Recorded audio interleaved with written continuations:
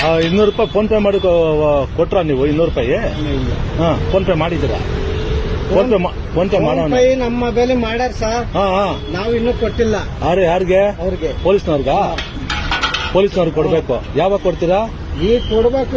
ಇನ್ನು ವ್ಯಾಪಾರ ಇನ್ನೂ ಇಲ್ವಲ್ಲ. ಓಹೋ ಸರಿ. ಆ ಹುಡುಗ ₹200 ಫೋನ್ ಪೇ ಮಾಡ್ಬಿಟ್ಟು ಹೋಗಿದ್ದಾನೆ.